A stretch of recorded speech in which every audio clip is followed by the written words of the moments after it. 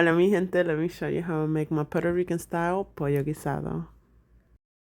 Alright guys, so we're gonna start with some clean drumsticks and boning chicken thighs. I cleaned them all with water and vinegar and I removed the skin.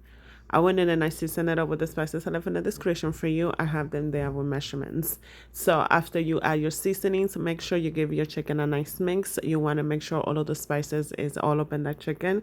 And then you're gonna let it marinate for a couple of hours or you can do it overnight. So mi gente, now it's time to cook. So heat up some oil, medium high heat. I like to add sugar to sear my chicken, so that's what I did. Let that get nice and hot, and then I added my chicken. Once the chicken touches the caldero, do not touch it. Just let it sit there for about 6 to 5 minutes so it can get a nice crust. So while my chicken was cooking, I diced up some peppers and onions just into small dices.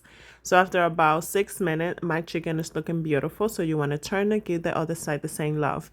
Once both sides look beautiful, you're going to remove it from the caldero and then you're going to saute your peppers and your onions just until you can smell them.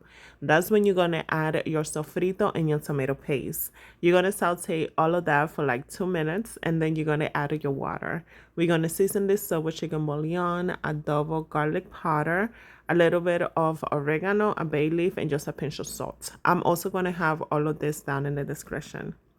So once you add your spices, just give everything a mix and return the chicken back into the caldero with juices. So once your chicken is back into your caldero, just baste it a little bit. And then you're going to lower your heat to medium, partially cover your caldero, and then you're going to cook it for about 20 minutes.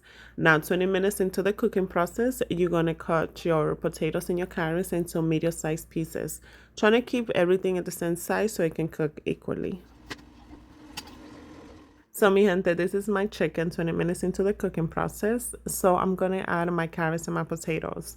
Now, if you need to add more water to it, make sure you do it right now.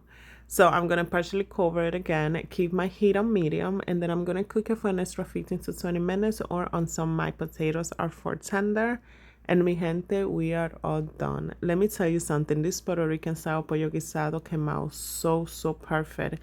The chicken is just, it smells amazing. So I served it over some moro de habichuela roja. You can just serve it over some plain white rice, and this dinner is still gonna be perfect.